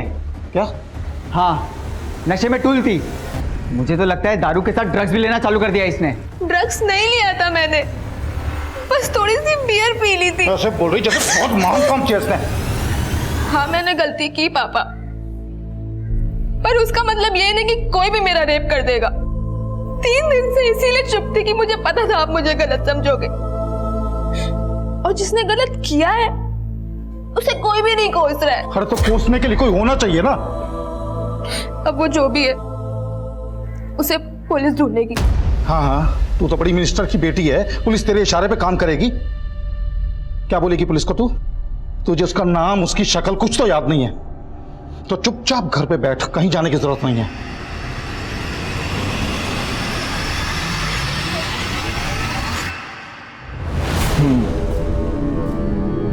तो तुम्हारा रेप हुआ,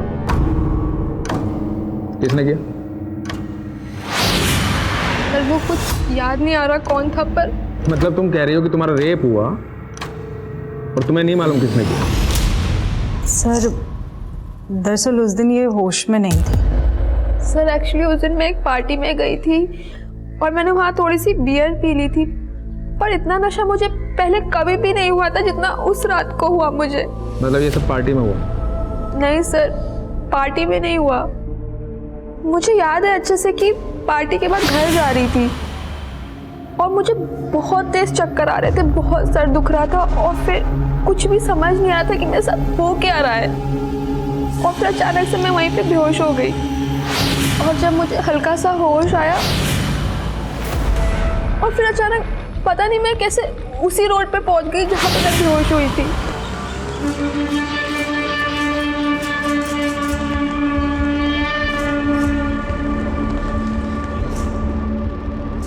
फिर मैंने रियलाइज किया कि मुझे पेट में दर्द हो रहा है, कुछ समझ ही नहीं आ रहा था। फिर मुझे एक टैक्सी दिखी और मैं टैक्सी लेके घर चली गई। कब हुआ है सब? 4 दिन पहले। मतलब तुम्हारा रेप हुआ आराध्या और तुम्हें यहाँ आने में 4 दिन लग गए? सर मैं नहीं समझ पा रही थी कि मैं कैसे आपको ये सब बताऊंगी। मतलब तुम कंफ्यूज थी? कहीं ऐसा तो नहीं कि होश आने और होश जाने के बीच में जो तुम्हारा रेप हुआ जो तुम बता रही हो ये सब वाकई में एक सपना हो? नहीं सर, मेरा ये कोई सपना नहीं था, मेरा सच में रेप हुआ है। अरे तो मान लेते हैं रेप हुआ है, पर रिपोर्ट बताओ किसके खिलाफ लिखूं, बोलो।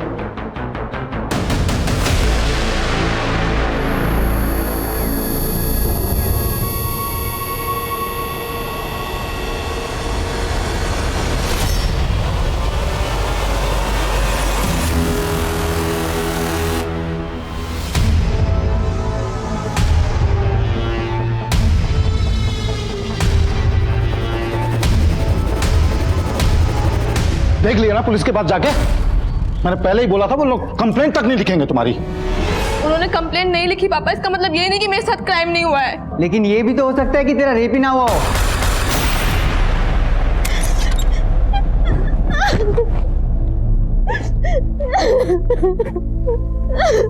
बस बस कर, चुप हो जा। अंश और तेरे पापा कुछ भी बोले, लेकिन मैं तेरी लड़ाई लड़ूंगी।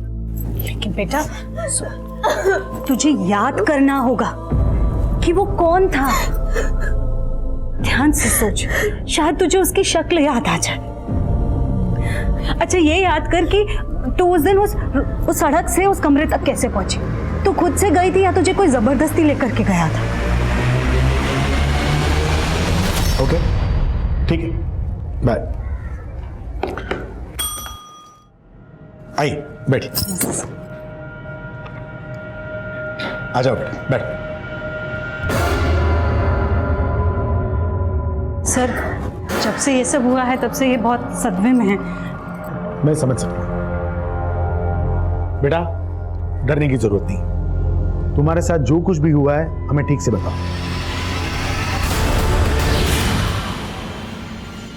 पानी, आराम से, डरने की जरूरत नहीं।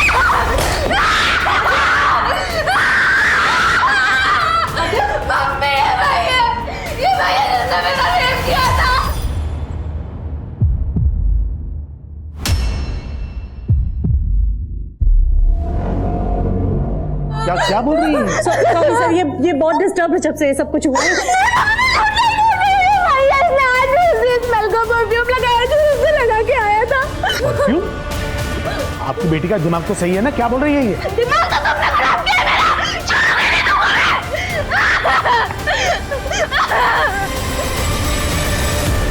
आराध्या कह रही थी कि उसे उस आदमी का चेहरा तक भी याद नहीं है जिसने उसके साथ बलात्कार किया था, और अब परफ्यूम की स्मेल की दलील देकर एक एसएसपी पर गंभीर आरोप लगा रही थी। क्या यह आराध्या का कोई भ्रम था या फिर उसके आरोपों में वाकई कोई सच्चाई थी? लेकिन उसके आरोपों ने पुलिस महकमे में हलचल पैदा कर दी थी, क्योंकि ये बातें न्यूज चैनल्स की हेडलाइंस और अखबारों की सुर्खियां बन चुकी थी। इन आरोपों से पुलिस डिपार्टमेंट की काफी बदनामी हो रही थी।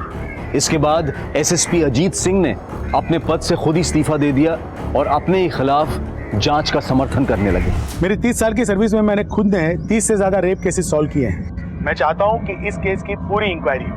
मुझे लगता है कि उसकी दिमागी हालत ठीक नहीं है, और जहां तक उस लड़की का सवाल है, या तो वो किसी के बहकावे में आकर मेरी छवि बिगाड़ने की कोशिश कर रही है। सर, ये अजीत सिंह तो बहुत काबिल ऑफिसर है। तुम कैसे जानते हो अजीत सिंह को? दरअसल 5 साल पहले जब मैं आदिल सर के साथ काम कर रहा था, उस वक्त इनसे मुलाकात हुई थी, और सर तब इन्होंने एक बहुत बड़े सेक्स रैकेट का पर्दाफाश किया था, और अभी खुद रेप केस में फंसे हुए हैं। स्ट्रेंज। उस दिन तो तुम्हें किसी आदमी का चेहरा भी याद नहीं था, और आज तुम कह रही हो कि अजीत सर के परफ्यूम की स्मेल रेपिस्ट के परफ्यूम की स्मेल से मिलती है। पर एक जैसा परफ्यूम तो कई लोग इस्तेमाल करते हैं।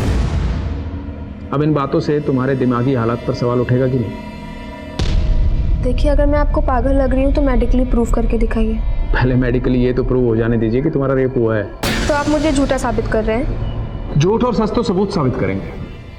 अब आते हैं तुम्हारी स्टेटमेंट पे। उस सुबह जहाँ तुम ऑटो का वेट कर रही थी वहाँ कोई भी सीसीटीवी नहीं है, तो किसी बात का कोई प्रूफ नहीं है, और तुम्हें याद नहीं है कि तुम उसके बाद गई कहाँ। लेकिन सर मुझे ये तो याद आ गया है ना कि उस दिन एक ब्लैक कार आई थी और उस कार में कोई था जो मुझे लिफ्ट के लिए पूछ रहा था। वो कार से उतरा और मुझे अपने साथ लेकर गया और मुझे पता भी नहीं चला। अब तुम ये कहोगी कि उस ब्लैक कार में अजीत सर थे? नहीं,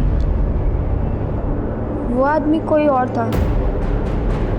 मतलब कार में तुम्हें कोई और लेके गया और तुमने रेप का इल्जाम अजीत सर पे लगाया? क्योंकि उस दिन कमरे में अजीत सिंह ही था और वो कार में कोई और था, और वो कार वाला ही मुझे बेहोशी की हालत में उस कमरे तक लेकर गया और शायद वापस मुझे वहीं छोड़ दिया। पहले तो तुम्हें एक आदमी भी याद नहीं आ रहा था, अब दो याद आ रहे। तुम्हारा रेप एक आदमी ने किया है, दो ने? एक ने। और वो एक आदमी अजीत सिंह है जो उस दिन उस कमरे में था। कहाँ था वो कमरा? कौन सा होटल, कौन सा लॉज? कुछ कह नहीं सकती। उस दिन तुमने बताया था कि तुमने बियर पी रखी थी। ऐसे कितनी बियर पी थी कि जो तुम्हें होश नहीं था? शायद 2। और यही बात मुझे भी समझ नहीं आ रही है कि 2 बियर में मुझे इतना नशा कैसे हो सकता है। मतलब कोई और था वहां जिसने तुम्हारी बियर में नशीली दवाई मिलाई? मुझे भी ऐसे ही लग रहा है कि मेरी बियर में नशे की गोली किसी ने पार्टी में ही मिलाई थी। अगर ऐसा था तो पॉसिबल है कि वो शख्स जिसने तुम्हारा रेप किया है उसी पार्टी में मौजूद था। आराध्या अपने गुनहगारों के बारे में कितना जानती थी ये अब भी साफ नहीं था, लेकिन उस पार्टी वाली रात की आराध्या से जुड़ी एक एक एक्टिविटी का पता किया जा रहा था। जैसे वो उस पार्टी में किस ऑटो से गई थी, किस टैक्सी से वो अगली सुबह अपने घर पहुंची थी, और इनके बीच में वो काली कार किसकी थी जिसने उसे लिफ्ट दी थी, वो कमरा कहाँ था जहाँ उसके साथ बलात्कार किया गया था। हाँ सर, उस रात मैं पार्टी में मौजूद था, लेकिन जब मैं वहाँ से निकला तब आराध्या वहीं पे थी। वो नैना और अपने फ्रेंड्स के साथ ड्रिंक्स कर रही थी। उसके बाद क्या हुआ कुछ नहीं पता मुझे। सर आराध्या तो पार्टी में भी नहीं आने वाली थी। क्यों?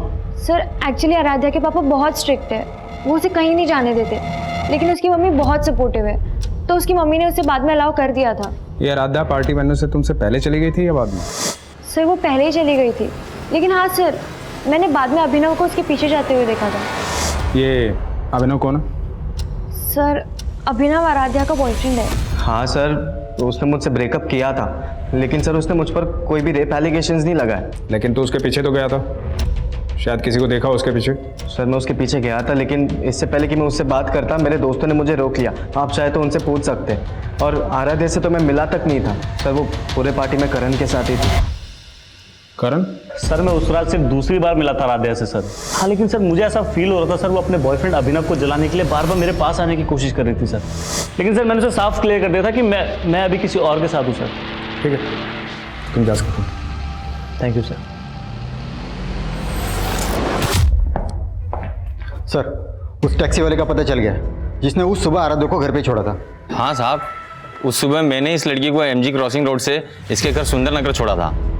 ये लड़की कह रही है इसके साथ रेप हुआ था। उस दिन जहाँ से इसने तुम्हारी टैक्सी हायर की थी ये फुटपाथ पे बेहोश पड़ी थी, तुमने देखा था इसे बेहोशी की हालत में? नहीं साहब, मैं तो खुद अपनी टैक्सी में सो रहा था, इसने खुद मुझे जगा के मेरी टैक्सी हायर की। उसके साथ क्या हुआ क्या नहीं हुआ साहब वो तो मुझे नहीं मालूम। क्या रंग है तेरी टैक्सी का? साहब सफ़ेद है।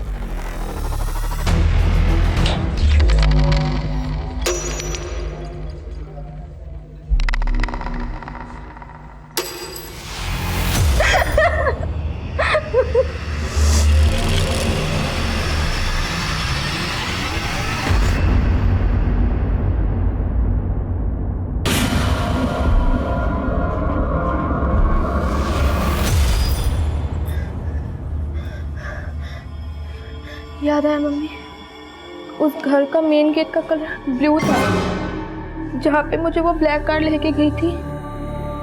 Blue colour? पर बेटा पुलिस ने कंफर्म किया है अजीत सिंह के बंगलों का मेन गेट ब्लू कलर का नहीं है।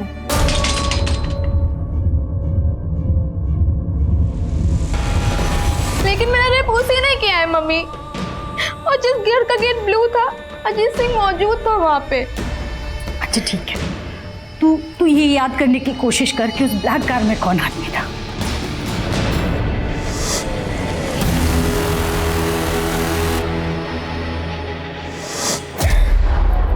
याद आया कौन था ब्लैक कार में? आराध्या, अब तुम कभी प्रूव नहीं कर पाओगी कि अजीत जी ने तुम्हारा रेप किया। मतलब अब आप वो कर रहे हैं जो वो आपसे करवा रहे हैं। अब तुम मुझे समझाओगी मुझे क्या करना चाहिए और क्या नहीं करना चाहिए? सर नाराज मत होइए, बच्ची है, नादानी में बोल गई। नादान बहुत पहुंची हुई चीज है ये। टेबल टेनिस कंपटीशन में नॉमिनेशन के लिए आराध्या की सिफारिश लेकर तुम गई थी अजीत जी के पास, क्योंकि वो तुम्हारे फ्रेंड की जान पहचान के हैं। सुहासिनी जी, मैं ऐसी कोई सिफारिश नहीं करूंगा। आपकी बेटी को क्लब में फ्री ट्रेनिंग दिलाने के लिए मैंने सिफारिश कर दी थी, लेकिन वो कंपटीशन में सिलेक्ट होगी या नहीं ये सिर्फ उसका गेम डिसाइड कर सकता है, मैं नहीं। बात नहीं बनी तो बदनाम करने की कोशिश की। सर क्या कह रहे हैं आप सर? उस रात आप अपनी बेटी को पार्टी में नहीं भेजना चाहते थे ना? जी सर, लेकिन तुम्हारी बीवी ने भेजा जबरदस्ती, क्योंकि नहीं भेजती तो ये खेल कैसे रचती? खेल तो मेरी बेटी की जिंदगी के साथ हुआ है सर। आपको पता है उस दिन वो काली कार में कौन आया था, कौन इसको लेकर के गया था? करण सिंह, अजीत सिंह का बेटा। लिफ्ट चाहिए क्या तुम्हें? तो अपनी दलील को पुख्ता करने के लिए अजीत जी के बेटे को फ्रेम कर रही हो तुम। कोई नहीं सुनेगा तुम्हारी कहानी। मतलब मेरा रेप आपको अब कहानी लग रही है? बहुत कहानी है तुम्हारे पास। मेडिकली प्रूव हो चुका है कि तुम्हारे साथ कोई जबरदस्ती नहीं हुई, और सेक्सुअली एक्टिव तो तुम पहले से थी ना। क्या कह रहे हैं सर आप? कुछ भी बोले जा रहे हैं? पूछो अपनी बेटी से, अपने एक्स बॉयफ्रेंड अभिनव के साथ इसके फिजिकल रिलेशन थे या नहीं? सच क्यों नहीं बोल रही? हाँ, बन गए थे अभिनव के साथ मेरे रिलेशन, लेकिन 19 मार्च की सुबह मेरा रेप हुआ था और अजीत सिंह ने ही मेरे... वो उस दिन इंदौर में थे ही नहीं। मैं वहां नहीं था जहां उस लड़की का रेप हुआ, बल्कि मैं यहाँ से 300 किलोमीटर दूर भोपाल के नुसरतगंज में था। एक शादी अटेंड कर रहा था, मेरी भतीजी की शादी की फोटोग्राफ है, इसमें मैं ठीक से नजर आ रहा हूँ, देखो।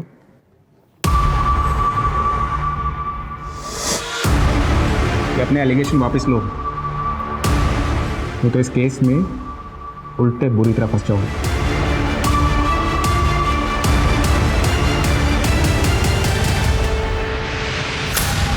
कहाँ गायब था कल से?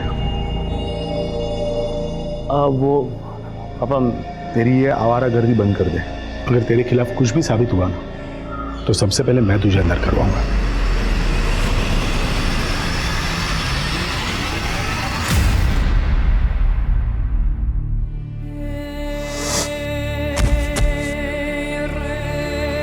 तुम लोग ओवररिएक्ट कर रहे हो, ये भी तो हो सकता है कि कोई...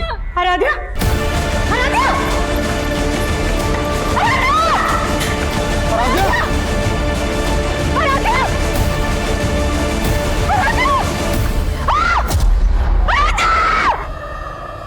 आराध्या की मौत हो गई थी और जल्द ही मीडिया इस मामले को आत्महत्या का रंग भी देने लगी। मेरी बेटी इतनी कमजोर नहीं थी, वो आत्महत्या नहीं कर सकती है। उसको तो हाइट का फोबिया था, ऊंचाई से नीचे देखते ही उसको चक्कर आने लगते थे, तो फिर वो खुद कूद कर अपनी जान कैसे दे सकती है? उसको जरूर किसी ने धक्का दिया था, उसकी हत्या हुई है। मैं इस केस में सेंट्रल इन्वेस्टिगेशन एजेंसी की जांच की मांग करती हूँ। आराध्या की मां द्वारा की गई मांग को मीडिया ने इतना बढ़ावा दिया कि आखिरकार ये मांग स्वीकार कर ली गई और ये केस इन्वेस्टिगेशन डिपार्टमेंट को सौंप दिया गया। आप लोगों का कहना है कि आराध्या को ऊंचाई से डर लगता था, इसके बावजूद वो टेरेस पर अकेले गई। क्यों गई होगी वो टेरेस पर? सर ऐसे ही गई थी, लेकिन कभी भी वो मुंडेर के पास नहीं जाती थी। आप लोग कहाँ थे उस वक्त? हम सब लोग यहाँ नीचे थे और तभी अचानक से आराध्या की चीखने की आवाज सुनी और जाकर के देखा तो सर अगर आराध्या खुद कूदी होती तो फिर वो चीखती क्यों? उसको जरूर किसी ने धक्का दिया था। पक्का उस अजीत सिंह और उसके बेटे का ही हाथ है इसमें। आप लोगों के कहने का मतलब है कि एसएसपी अजीत सिंह और उनके बेटे करण ने किसी को आपके टेरेस पर भेजा, उसने आराध्या को धक्का दिया। लेकिन आप लोगों के घर पर होते हुए आपके टेरेस पर कौन आ सकता है?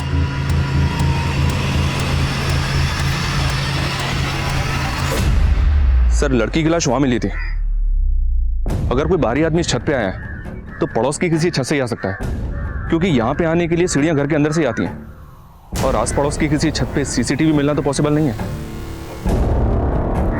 सुमित साहब, आसपास पता करो, वारदात के दिन कोई सस्पिशियस शख्स देखा गया था क्या? साहब, मनीष, सबसे पहले हमें यह पता करना होगा कि आराध्या का रेप और मर्डर केस क्या दोनों आपस में कनेक्टेड है या फिर दोनों केसेस अलग अलग हैं? लेकिन सर, इस केस की इन्वेस्टिगेटिव टीम का तो यही मानना है कि आराध्या का रेप ही नहीं हुआ और मेडिकल रिपोर्ट से भी ये कंफर्म नहीं हुआ है। मेडिकल रिपोर्ट से तो तब कंफर्म होता ना जब रेप के तुरंत बाद उन्होंने आराध्या का मेडिकल करवाया होता। उन्होंने रिपोर्ट ही 4 दिन के बाद फाइल करवाई थी।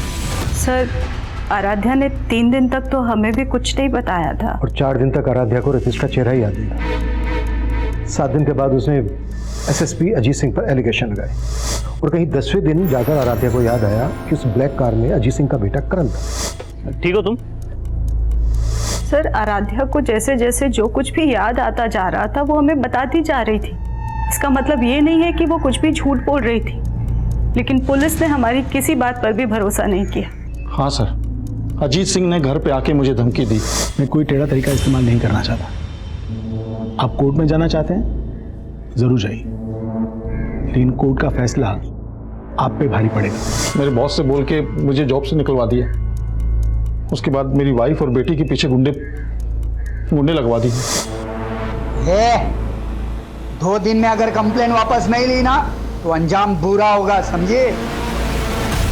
कौन आदमी थे वो? पता नहीं, बिना नंबर प्लेट की बाइक पर आए थे और दोनों ने हेलमेट भी लगा रखा। हमने पुलिस को इस बात की जानकारी दी, लेकिन हमारी कोई सुनवाई नहीं हुई। सर, आराध्या की फैमिली भले ही लगातार अजीत सिंह और उसके बेटे पर एलिगेशन लगा रही है, लेकिन अजीत की अलाबाई उसके खिलाफ नहीं जाती। ये देखिए सर, 19 मार्च को अजीत सिंह भोपाल में शादी में शामिल हुआ था और ये बात सही है सर, मैंने कंफर्म किया है। और सर, ये एविडेंस अजीत जी के बयान को सपोर्ट करता है। मनीष, कहीं ऐसा तो नहीं है कि तुम अभी भी इस बात से इन्फ्लुएंस हो कि अजीत सिंह एक काबिल ऑफिसर थे? नहीं सर, बिल्कुल भी नहीं। मैं सोच रहा हूँ कि अगर सच में अजीत सिंह इस केस में इन्वॉल्व है तो अजीत सिंह जैसा काबिल ऑफिसर अगर इस तरह का कोई क्राइम करेगा तो वो इतनी सफाई से करेगा कि किसी का हाथ उसके कॉलर तक ना पहुंच पाए। हो सकता है ये जो अलीबाई के प्रूफ है ये अजीत सिंह के दाव पेच हो। लेकिन सर, अगर ये कोई दाव पेच है तो अजीत सिंह 19 मार्च के इस फोटो में क्यों दिख रहे हैं? वो वेडिंग पार्टी चली होगी 18 मार्च की रात से 19 मार्च की सुबह तक, और 19 मार्च की रात कोई 12 साढ़े 12 बजे से लेकर सुबह 6 बजे तक आराध्या गायब थी। मनीष, ये भी तो हो सकता है उसी रात लेट नाइट अजीत सिंह भोपाल से इंदौर आ गया। लेकिन 19 तारीख की रात तक अजीत जी का फोन भोपाल में एक्टिव था, तो क्या ये भी कोई दावपेच का हिस्सा हो सकता है सर? ये दावपेच किसका है ये पता लगाने के लिए हमें सबसे पहले उस घर का पता लगाना होगा जिसके लिए आराध्या ने कहा था कि उसमें उसका रेप हुआ। आराध्या ने स्टेटमेंट दी थी कि उस घर का गेट नीले रंग का था, लेकिन पुलिस ने उस घर को ढूंढने की कोशिश ही नहीं की। लेकिन हमें ढूंढना है। Sure sir. उस ब्लैक कार की क्या अपडेट है? As per the Aaradhya's statement Ajit Singh के बेटे करण ने ब्लैक कार में ही उसको लिफ्ट दी। ठीक हो तुम? लेकिन आराध्या ने जहां से लिफ्ट ली थी उस जगह पे कोई सीसीटीवी नहीं है और रिकॉर्ड से भी ऐसा कुछ पता नहीं चला है कि करण के पास कोई ब्लैक कलर की कार हो। ठीक है, शुरुआत अजीत सिंह के बेटे करण से ही करते हैं। बुलाओ करण को पूछताछ के लिए। सर, मैं उस रात पार्टी वेन्यू के बाहर आराध्या से मिला ही नहीं सर, और ना ही मेरे पास कोई ब्लैक कलर की कार है। सर, मैं खुद शॉक्ड हूं। पहले तो उसने मेरे पापा पे एलिगेशन लगाए और अब मुझे घसीट रही थी। अब तुम ये कहोगे कि उसने तुम्हारे पापा पर एलिगेशन इसलिए लगाए थे क्योंकि तुम्हारे पापा ने टेबल टेनिस कंपटीशन के लिए उसकी सिफारिश नहीं की थी। ऐसा पापा को लगता है। हो सकता है वजह कुछ और हो। क्या वजह हो? ऐसा कहना नहीं चाहिए लड़की के बारे में, पर वो मुझसे अट्रैक्टेड थी सर। वो फिजिकल होना चाहती थी मेरे से।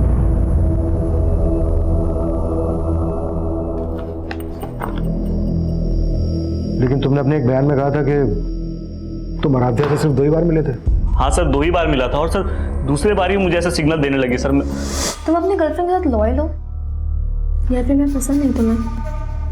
एक minute sorry, I can't.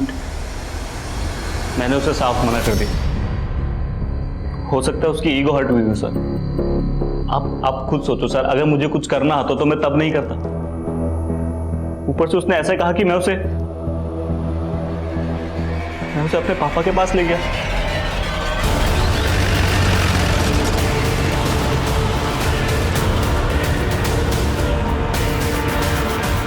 Ajit Singh और उसका बेटा करण सिंह भले ही इस केस के प्राइम सस्पेक्ट थे, लेकिन इस केस में अभी बहुत कुछ था जो सामने नहीं आया था। जैसे कि आराध्या की मौत के पीछे का राज क्या था, वो नीले गेट वाला घर अगर था तो कहां था, वो काली गाड़ी अगर करण की नहीं थी तो किसकी थी, और उस रात पार्टी में मौजूद लोगों से भी इन्वेस्टिगेटिंग डिपार्टमेंट अपने तरीके से पूछताछ कर रही थी। और उस टैक्सी वाले को भी फिर से तलब किया गया जिसने आराध्या को रेप के बाद उसे उसके घर छोड़ा था। हाँ साहब, मैं मानता हूँ उस सुबह मैं MG रोड क्रॉसिंग पे था, लेकिन मैं अपनी टैक्सी में सो रहा था और मैंने उस लड़की को तब देखा जब वो मेरी टैक्सी हायर करने आई। उस वक्त हालत कैसी थी उसकी? हालत तो ठीक नहीं थी साहब, वो बहुत ज़्यादा डरी हुई लग रही थी।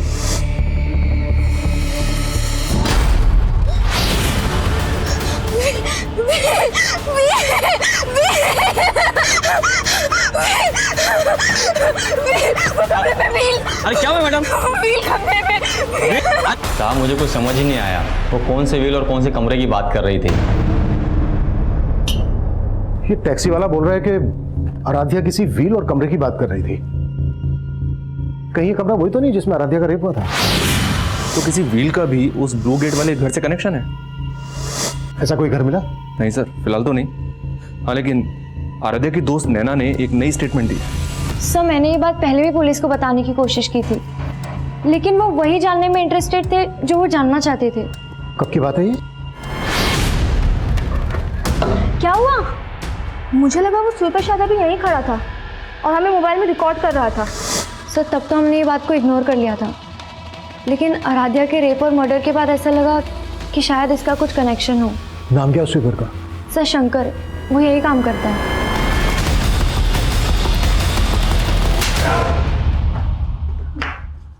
मैंने क्या किया सर?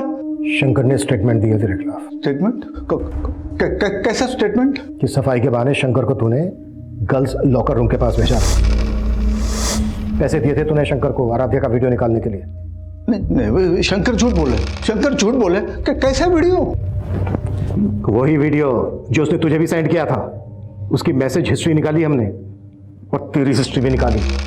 इससे पहले भी कई लड़कियों ने कंप्लेन की थी ना तेरे खिलाफ। यकीन कीजिए सर, मैंने कुछ नहीं किया। आराध्या को लेकर तेरी बुरी नियत थी ना? मैंने शंकर को पैसे दिए थे वीडियो रिकॉर्ड करने के लिए, लेकिन आराध्या के साथ मैंने कोई गलत काम नहीं किया सर। इसी वीडियो के बल पे तू ब्लैकमेल कर रहा था ना आराध्या को? तू नहीं रेप किया ना आराध्या का? तेरे ही कहने पर आराध्या एसएसपी अजीत सिंह और उसके बेटे करण पर एलिगेशन लगा रही थी ना? नहीं सर, मैंने ऐसा कुछ नहीं किया सर, मैंने नहीं किया। ऐसा नहीं किया सर, ये सुधाकर तो वहीं का वहीं अटका हुआ है। करण और अजीत से भी इसके ऐसे किसी इशू का पता नहीं चला है जिससे लगे कि सुधाकर की ब्लैकमेलिंग की वजह से आराध्या करण और अजीत पे एलिगेशंस लगा रही थी। मनीष, ये सिर्फ मेरी थ्योरी है। इसका मतलब ये नहीं है कि अजीत सिंह और उनके बेटे करण को मैं शक के दायरे से बाहर कर रहा हूं। सर, एक थ्योरी मेरी भी है। अगर हम लोग ये मान लें कि आराध्या की संदिग्ध मौत और उसका रेप केस दोनों अलग अलग हैं, तो हम आराध्या की फैमिली को क्लीन चिट नहीं दे सकते। आराध्या का भाई और फादर तो चाहते ही नहीं था कि आराध्या केस फाइल करे। वो तो आराध्या ने फोर्स किया तो अंत में जाकर केस फाइल हुआ। और शायद इसीलिए आराध्या को छत से गिराकर मार दिया गया। सिर्फ इस थ्योरी के बेसिस पे हम इनको इंट्रोगेट नहीं कर सकते। देखो कुछ मिलता है क्या इनके खिलाफ?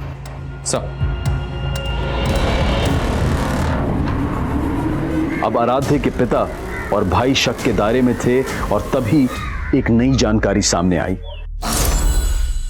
आराध्या का जिस दिन मर्डर हुआ था सर, उसके कुछ दिन पहले से ये आदमी आराध्या के घर के पास मंडरा रहा था। कौन है? आराध्या की फैमिली ने तो उसको आइडेंटिफाई नहीं किया है, पर अपनी एक टीम इसकी पहचान पता करने में लगी हुई है। सर, मुझे आपको एक बात बतानी थी। मेरे पास कुछ दिन पहले एक फ़ोन आया था। हेलो सर, वो फ़ोन एक लड़की का था। इस केस के बारे में कुछ जानती थी, मुझसे मिलना चाहती थी, पर केस तब तक आपको ट्रांसफ़र हो गया।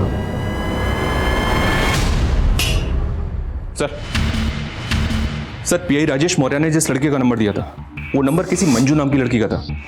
लेकिन कुछ दिन पहले मंजू की एक रोड एक्सीडेंट में मौत हो गई। जी हाँ सर, और चौंकाने वाली बात यह है कि राजेश का ऐसा मानना था कि वो लड़की उन लोगों को जानती थी जिनके प्रेशर में आराध्या ने अजीत पर रेप केस लगाए थे। अगर इंस्पेक्टर राजेश को ये बात पहले से पता थी तो उसने ये बात हमें बताने में इतना टाइम क्यों लगा दिया? Manju hit and run case Narendra Nagar थाने में आया था और जिस टेम्पो से मंजू का एक्सीडेंट हुआ था उस टेम्पो का भी अभी तक पता नहीं लगा पाए ये लोग। और सर वो लोग ऐसा मान रहे हैं कि मंजू जानबूझ के टेम्पो के आगे आई, क्योंकि मंजू के फादर ने स्टेटमेंट दिया था कि मंजू ने पहले भी सुसाइड करने की कोशिश की थी। मंजू के फादर से मिलना पड़ेगा।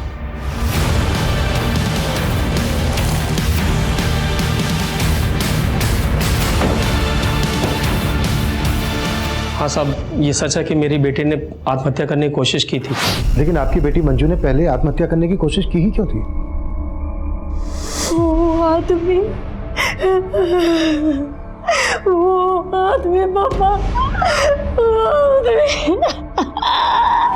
साहब मेरी बेटी ने बताया कि वो लोग उसे ब्लैकमेल करके उसके साथ ज़बरदस्ती करते थे साहब। मुझे अपनी बेटी पे शक था पहले कि शायद उसका चक्कर उस गाड़ी वाले के साथ चल रहा है। कौन गाड़ी वाला? क्या वो गाड़ी ब्लैक कलर की थी? जी साहब।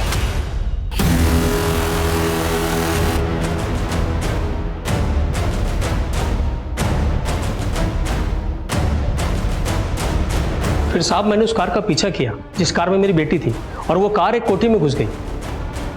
मैं कोठी में जाने की कोशिश की, लेकिन साहब वॉचमैन ने मुझे अंदर जाने नहीं दिया। कहाँ है वो कोठी? सब आराम नगर में है साहब। जिस कोठी की बात तुम कर रहे हो, ब्लैक कलर की कार जिस कोठी में घुसी थी, उस कोठी का गेट नीले रंग का?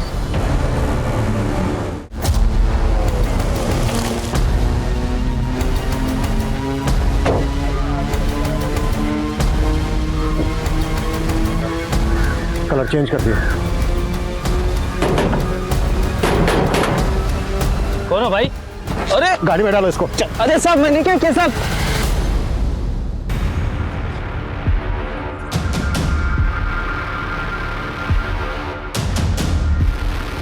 ये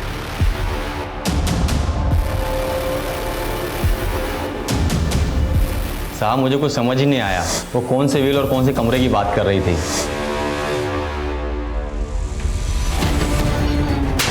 किसका घर है ये? क्या होता है यहाँ पे? साहब का घर है। कौन से साहब का घर है ये? अब सफाई देने के लिए कुछ नहीं बचा। बेनामी संपत्ति का वो घर जब्त हो चुका है और तुम्हारा वफादार खबरी मुकेश उठा लिया उसको हमने। मुकेश सब कुछ कबूल कर चुका है। क्या कबूल कर चुका है वो? यही कि मेरे कहने पर उसने उस लड़की को छत पे से फेंक कर मार डाला। हाँ, मैंने करवाया उस लड़की का मर्डर, क्योंकि उस लड़की ने मेरा जीना हराम कर दिया था। मेरा 30 साल का बेदाग करियर खाक में मिला दिया था। लेकिन इससे ये कहाँ साबित होता है कि मैंने उस लड़की का रेप किया? अजीत सिंह एक बहुत ही पावरफुल और पहुंच वाला ऑफिसर था, इसलिए आईडी के लिए यह बेहद जरूरी था कि वो उसके खिलाफ पुख्ता सबूत जुटाए। आईडी की टीम ने क्राइम सीन की फोरेंसिक जांच करवाई और वहां उन्हें आराध्या, अजीत और कुसुम तीनों के ही डीएनए के ट्रेसेस मिले। और उस प्रॉपर्टी की डिटेल से यह भी पता चल गया कि वो बंगलो अजीत सिंह की ही एक बेनामी संपत्ति थी। तुम मुंह खोलेगा या फिर मैं मेरे तरीके से मुंह खुलवाऊं तरह से? गर्मी मत दिखाओ जिंदल। गर्मी अच्छे अच्छे को खा जाती है, मुझे भी खा गई। औदा मिलते ही अंदर की सारी बुरी आदतें उबाल मारने लगती हैं। मुझे लड़की की आदत थी और मेरे बेटे को ड्रग्स की। मैंने कई बार कोशिश की कि उसकी ये आदत मैं छुड़वाऊं, लेकिन बाद में हम दोनों ने संधि कर ली। मैं उसकी आदतें पूरी करता था और वो मेरी जरूरत है। सर मंजू, मैंने उससे दोस्ती करी, उसे लगा मैं उससे प्यार करता हूँ, लेकिन मैं उसे अपने पापा के पास ले गया था। मंजू कमजोर थी, उसे मजबूर करना बहुत मुश्किल नहीं था, लेकिन आराध्या नखरीली क्रीम थी। करुण को उसके लिए बहुत पापड़ बेलने पड़े। सर वो पार्टी में आराध्या के बियर में मैंने ही नशे की गोली मिलाई थी सर। पार्टी के बाद जब आराध्या घर को निकली तो मैं उसके पीछे गया। मैंने देखा सर वो ऑलमोस्ट बेहोश से पड़ी थी रास्ते में। मैं उसे लिफ्ट दी और पापा के पास ले गया। तुझे लगा कि आराध्या तुझे कभी पहचान नहीं पाएगी, लेकिन आराध्या ने तुझे पहचान लिया, वर्दी उतरवा दी तेरी। और ये बात तेरे से बर्दाश्त नहीं हुई। हाँ, नहीं हुई मुझसे बर्दाश्त। और ये बात भी मुझसे बर्दाश्त नहीं हुई कि मेरा ही डिपार्टमेंट मेरे पीछे हाथ धो करके पड़ा था। और वो खबरी मुकेश, मेरा पुराना वफादार, और उसने मेरे कहने पर आराध्या को खत्म कर दिया। मंजू को भी तूने मरवाया ना? मंजू सर पे चढ़ने लगी थी। आराध्या की हिम्मत देखकर उसे भी हिम्मत आने लगी थी। उसने इंस्पेक्टर राजेश को फोन कर दिया। हेलो, ये बात मुझे पता चल गई और मौका देखते ही मैंने उसे भी। पुलिस रक्षक होती है, भक्षक नहीं। और एक बाप अपनी औलाद को सही रास्ते पर लाता है, गलत रास्ते पर नहीं। तूने अपने बेटे को अपने निजी स्वार्थ के लिए गलत रास्ते पर लाया।